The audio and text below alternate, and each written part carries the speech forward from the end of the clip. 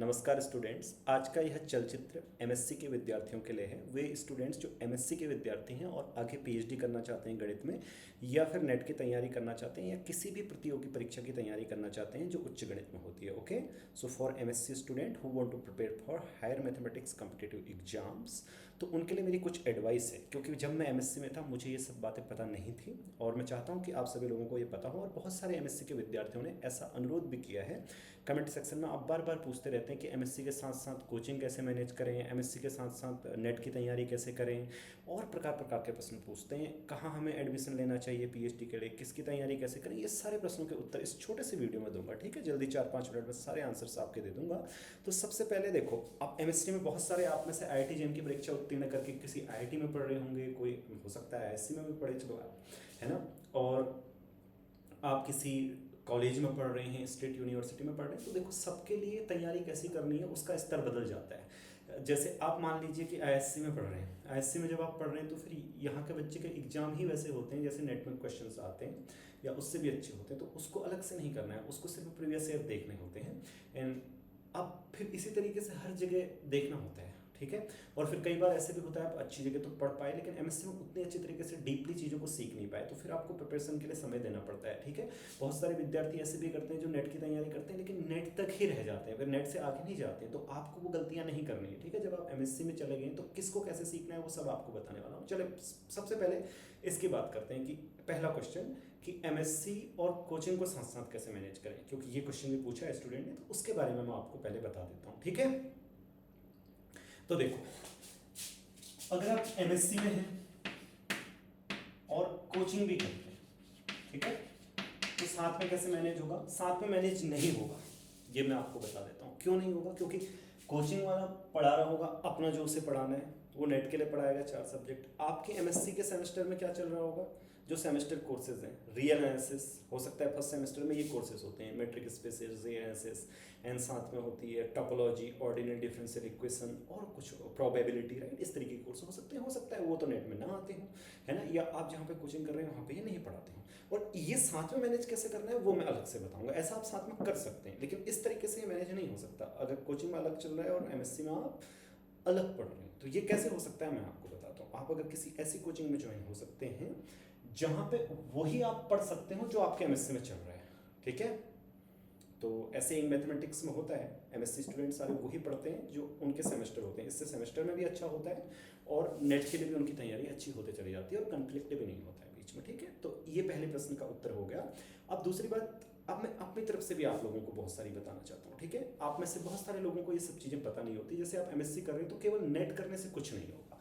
ठीक है, नेट करके क्या करेंगे फिर, है ना, नेट तक का ही नहीं पढ़ना है आपको, नेट से ऊपर पढ़ना है। ओके, मतलब नेट के क्वेश्चन आपको आसान लगने चाहिए, ऐसे लगने चाहिए। नेट भी एग्जाम होता है, बहुत सारे एग्जाम्स होते हैं, वो भी मैं आपको बता दूँ। नेट और जेट के बारे में आप सभी लोगों को पता रहता है। तो TIFR ये भी पीएचडी एंट्रेंस है, और नीचे जो मैं लिख रहा हूँ ये भी पीएचडी एंट्रेंस है, और ये एग्जाम इससे कठिन होते हैं। ओके, इनके जो स्तर होते हैं वो इनसे भिन्न है और थोड़ा सा कठिन भी है, ये आप जान लें। और CMI के होता है, ISI होता है, ये सारे एग्जाम होते हैं। ठीक है, तो आप ऐसे प्रिपेयर करेंगे कि सबकी प्रिपरेशन हो जाएगी। अब करेंगे कैसे वो मैं आपको बताता हूँ, लेकिन सबसे पहले आपको इनके विषय में जान लेना चाहिए कि TIFR क्या है, HRI क्या है, राइट। अब उसकी वीडियो अलग बनाऊंगा। फिर CMI क्या है, ISI कौन से इंस्टीट्यूट्स हैं, ये बेटर देन IIT। ठीक है, ये IIT से अच्छे प्लेस है पीएचडी इन मैथमेटिक्स। अगर आप पीएचडी करना चाहते हैं मैथमेटिक्स में, HRI, CMI, ISI, TIFR, IMSC, ठीक है।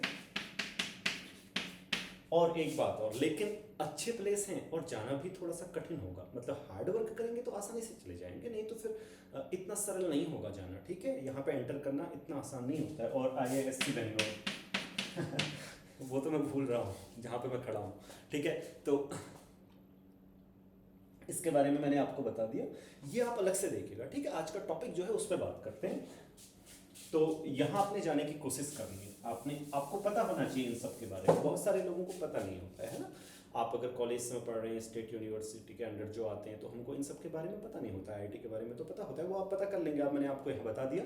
अब आपने पढ़ना कैसे है, देखिए, जब भी आप एमएससी में पढ़ते हैं प्रूफ्स अवॉइड नहीं करेंगे। ठीक है, नेट के एग्जाम के क्वेश्चन भी साथ में देखेंगे।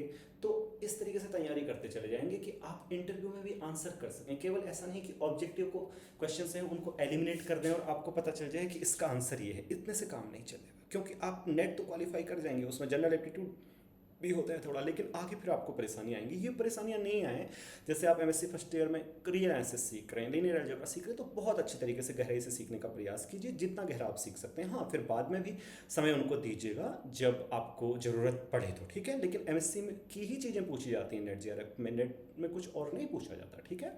तो अब देखो, अगर आप कॉलेज से ही सब कुछ हो जा रहा है तो अच्छा है, नहीं हो रहा है तो फिर अच्छी जगह कहीं पे ज्वाइन कर लो। जैसे इंग मैथमेटिक्स में होता है, बहुत सारे एमएससी के स्टूडेंट पढ़ते हैं मेरे साथ, और उनको मैं इसी तरीके से पढ़ाता हूँ। उनको मैं ऐसे नहीं रखता कि A M B H M के बैच के साथ आ जाओ, इसके साथ आ जाओ, नहीं, उनकी फ्लेक्सिबिलिटी के अनुसार वो कैसे कर सकते हैं, वो वही कोर्स करेंगे जो उनके उसमें चल रहा होगा मास्टर्स में, ठीक है। यही सब मुझे आपको बताना था। और क्या आपको अवॉइड करना है, बहुत सारे बच्चे केवल सेमेस्टर पास करने पे ध्यान देते हैं। अब वो भी जरूरी है, क्योंकि आप सेमेस्टर में अच्छे अगर अंक आपके नहीं होंगे तो अच्छे अंक होना अच्छी बात है, ठीक है, वो आपके लिए आवश्यक है। लेकिन आपने चीज़ें टाइम वेस्ट नहीं करना है, अवॉइड नहीं करनी है। जैसे प्रूफ हमने छोड़ दिया, समझा नहीं, ऐसे नहीं प्रूफ याद कर लेने, आपको समझना है, ठीक है। और बुक्स को अवॉइड करते हैं, नोट्स से ही पढ़ लेते हैं, नहीं वो गलत है, फिर आपको पढ़ने ही पड़ेंगे एक ना एक समय, क्योंकि नोट्स भी बुक्स से ही आए हैं, ठीक है। और बुक्स नोट्स में सिर्फ उतना देख पाओगे जितना किसी ने लिखा है, बुक्स के पीछे की कहानी तुम्हें कुछ पता नहीं होगा। जैसे उदाहरण के लिए आपको बोलता हूँ, ठीक है, कैसे समझना है, एक एग्जांपल दे रहा हूँ सिर्फ। जैसे मान लीजिए ग्रुप्स आप पढ़ रहे हैं, ग्रुप्स आपने होमोमॉर्फिज्म पढ़ी, उसकी डेफिनेशन आपको पता होगी, हो सकता है कि एक साल बीत जाए आपको ये पता ना आए। फिर मैथमेटिकल जो ऑब्जेक्ट्स होते हैं उनमें मतलब सिमिलर मैप्स होते हैं, जैसे होमोमॉर्फिज्म में है, वेक्टर स्पेस में लीनियर ट्रांसफॉर्मेशन होते हैं, उसका आखिर कॉन्सेप्ट क्या है। अब आपके सामने कोई अगर नया मैथमेटिकल ऑब्जेक्ट आपको दिया जाए, जैसे मेट्रिक स्पेस, क्या आप स्वयं सोच पाएंगे कि उसके जो आइसोमॉर्फिज्म है वो क्या होनी चाहिए। तो ऐसी सोच आपकी विकसित होनी चाहिए, ठीक है। मतलब ट्राई टू क्वेश्चन, ऐसे क्यों होता है, ऐसे एक्सेप्ट नहीं करना है मैथ्स में। जब आप मैथ्स सीख रहे होंगे पूरी एमएससी की जर्नी में, तो हर किसी चीज़ को ऐसे ही एक्सेप्ट नहीं कर लेंगे, ओके होता है, ओके होता है, ठीक है, इसके बाद ऐसे करते हैं, इसके बाद ऐसे करते हैं, नहीं, ऐसा क्यों करते हैं, ऐसे सीखना है, ऐसे करते हैं नहीं सीखना है, ऐसे होता है नहीं, ऐसा क्यों होता है, ये आपके मन में होना चाहिए। क्योंकि दो तरीके हैं ना, एक तो हम सीधे सीधे एक्सेप्ट करते हुए चले जाते हैं पूरी जर्नी में कि ऐसा होता है फिर इसके बाद ऐसा होता है, वो एक रटना है, वैसे नहीं, ऐसा क्यों होता है, ठीक है। Try to question, try to disagree, okay. Books के बारे में और सब चीज़ों के बारे में वीडियो एक एक बना के रखे हुए हैं, वो सब आप देख लीजिएगा। और फिर भी अगर कोई क्वेश्चन रह जाते हैं वो नीचे कमेंट सेक्शन में पूछ लीजिएगा, ठीक है। तो इतना ही आपसे इसमें कहना था। नमस्कार।